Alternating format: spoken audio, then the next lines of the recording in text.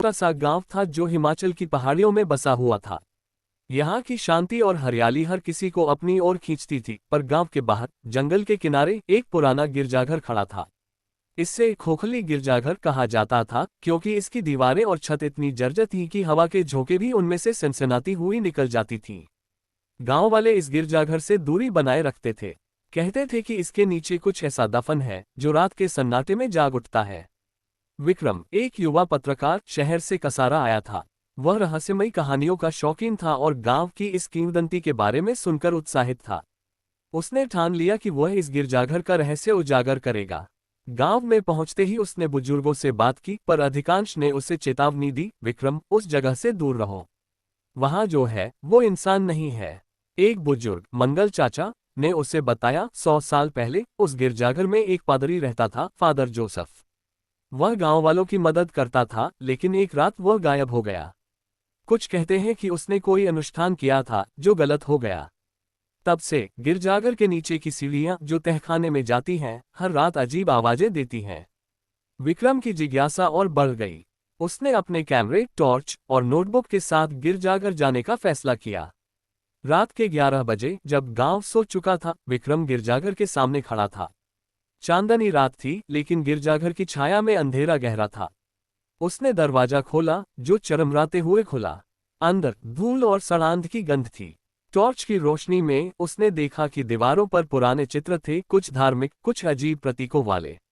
वह धीरे धीरे वेदी की ओर बढ़ा, जहां एक टूटी हुई मूर्ति थी। इसके नीचे एक पत्थर का स्लैब था, जिसके नीचे से ठंडी हवा आ रही थी। विक्रम ने स्लैब को हटाया और नीचे की ओर जाने वाली सीढ़ियां दिखीं। उसका दिल जोर जोर से धड़क रहा था, लेकिन वह नीचे उतर गया।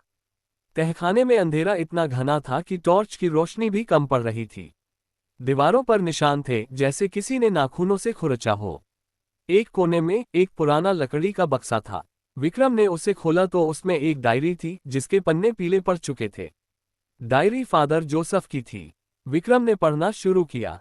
डायरी में लिखा था कि फादर जोसेफ ने गांव को एक प्राचीन शाप से बचाने के लिए एक अनुष्ठान किया था। उसने एक आत्मा को बुलाया था, लेकिन वह आत्मा नियंत्रण से बाहर हो गई। फादर ने लिखा था, वह अब मेरे पीछे है।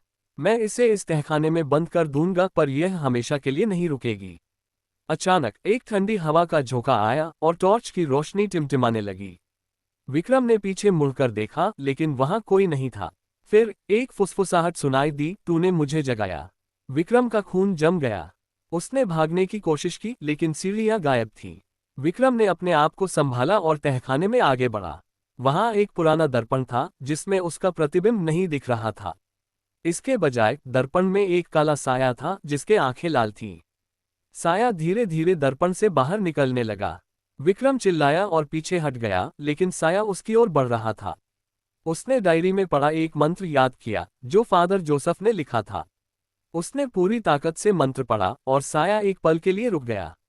लेकिन फिर उसने विक्रम की ओर झपट्टा मारा।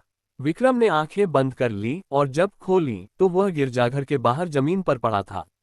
विक्रम गांव वापस लौटा, लेकिन उसका चेहरा पीला पड़ चुका था। उसने गांव वालों को सब बताया, पर किसी ने उसकी बात पर यकीन नहीं किया। उस रात के बाद विक्रम कभी उस गिरजाघर के पास नहीं गया। लेकिन गांव वाले कहते हैं कि रात को जब चांद पूरा होता है, खोखली गिरजाघर से फुसफुसाहट और कदमों की आहट सुनाई देती है। कहते हैं फादर जोसेफ की आत्मा अभी भी उस तहखाने में भटक रही है, और जो भी वहां जाता है वह साए का शिकार बन जाता है।